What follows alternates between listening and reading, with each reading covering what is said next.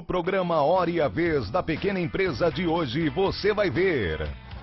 Saber negociar é um dos principais pontos para ser um empresário bem-sucedido. Mas como argumentar com clientes e fornecedores para convencê-los a entrar em um acordo?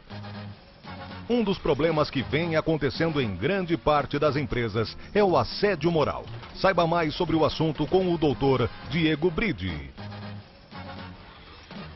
Foi decidido pelo Conselho Administrativo de Recursos Fiscais que as empresas poderão utilizar os créditos do PIS e COFINS para custos ou despesas do negócio. Veja mais detalhes com o Dr. Marcos Tavares. No quadro Pequena Notável, conheça uma empresa que produz um dos trajes que é o sonho de muitas mulheres, o vestido de noiva. E diretamente da Câmara Ítalo-Brasileira de Comércio, Indústria e Agricultura, uma entrevista com o presidente Eduardo Polastri. Você sabia que a urna eletrônica foi criada e desenvolvida no Brasil, tornando nossa apuração de votos exemplo para todos os países? Se somos respeitados em todo o mundo, por que comprar produtos importados? Compre produtos fabricados no Brasil.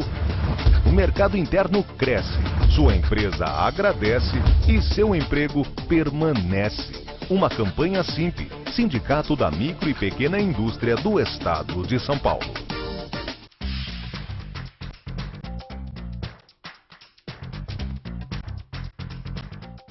Saber negociar é um dos principais pontos para ser um empresário bem-sucedido. Mas como saber quais são os pontos que poderão auxiliá-lo?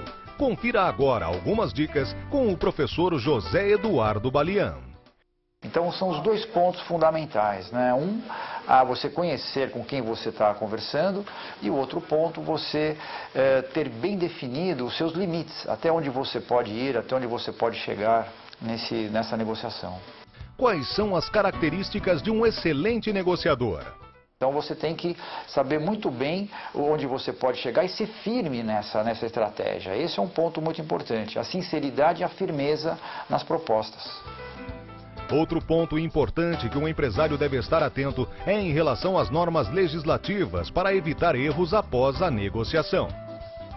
Existem muitas questões ligadas ao direito comercial, direito tributário, direito trabalhista, questões de aspectos de saúde, sanitários. Dependendo do produto, do serviço, da empresa, do setor, existem regras específicas de legislação que é muito importante esse negociador tomar conhecimento antes para não tomar uma decisão errada, chegar até um limite onde a lei não permite. Fique atento, existem alguns detalhes que não devem ser ditos durante uma reunião de negócios. Uma das coisas que dificulta muito, que atrapalha, é o eu acho. A pior coisa é você achar, mostrar insegurança, mostrar falta de credibilidade. Então, o ideal é que você não ache nada, dê uma opinião baseada naquilo, concorde, discorde, chegue num valor, mas o achismo, sempre dificulta, é um ponto que a pessoa do outro lado vai explorar, vai sugar o sangue, digamos assim. Com as dicas dadas pelo professor, ficará mais fácil para você se preparar melhor para apresentar suas propostas e fechar muitos negócios.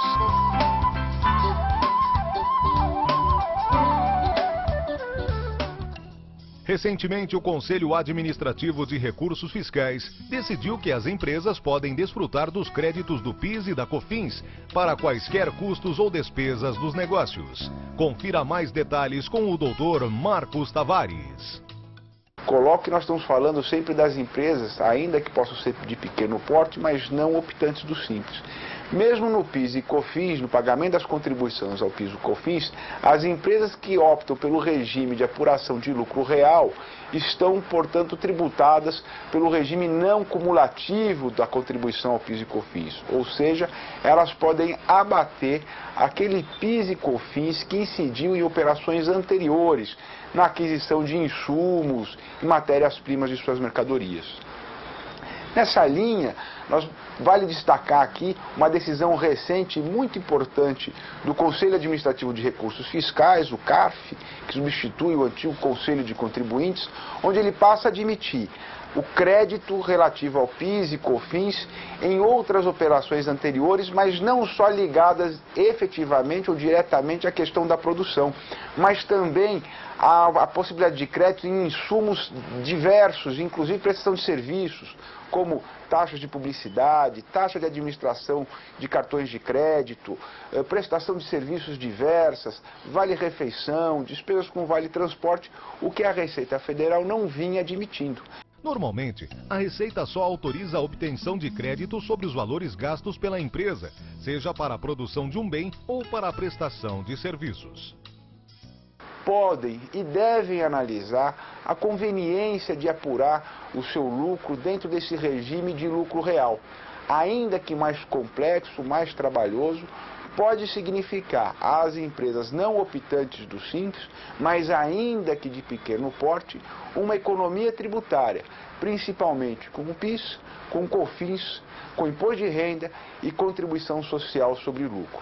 Façam essa verificação, analisem. Apesar de praticamente a totalidade das empresas de pequeno porte, e até mesmo de médio porte, adotarem o regime do lucro presumido, vale a pena conferir, fazer análise, simulações e ver se o lucro real, essa opção pelo regime do lucro real, não é mais econômico do ponto de vista tributário e fiscal às empresas.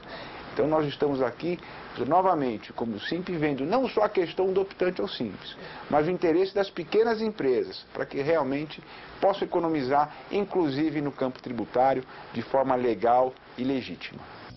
É uma boa notícia para todos os contribuintes que necessitam de créditos para fazer investimentos na empresa, desde verbas para o marketing do negócio até para despesas com o vale-transporte de seus funcionários.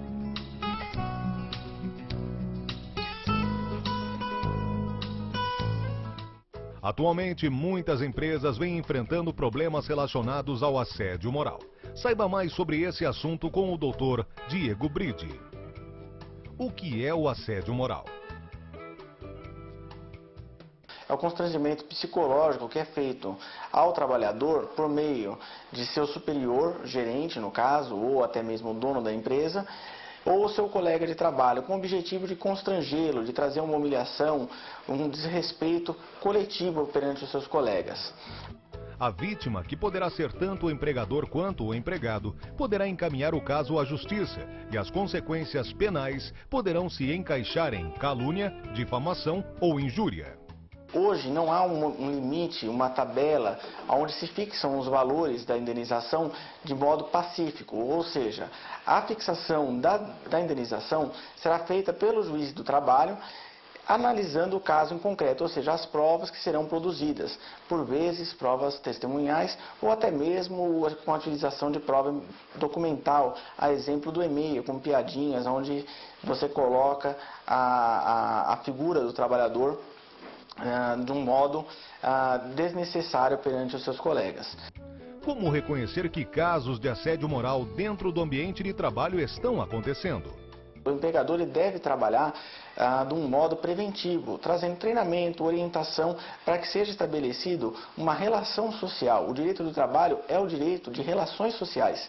Então não cabe ao empregador estimular uma atitude agressiva ou até mesmo uma competição desnecessária, descomedida, que gerará um assédio moral no final desse impasse.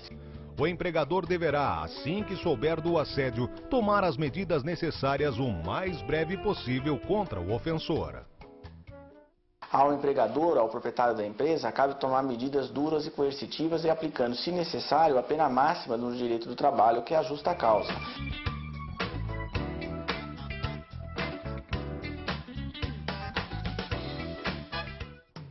Maio é tradicionalmente conhecido como o mês das noivas. A pequena notável desta semana foi conhecer um ateliê que cuida das noivas desde o desenho até a sua ida ao altar. Bom, eu sempre gostei de trabalhar com moda, comecei a trabalhar com moda aos 14 anos e hoje eu costumo dizer que não troco minha profissão por nada, porque eu amo realmente o que eu faço.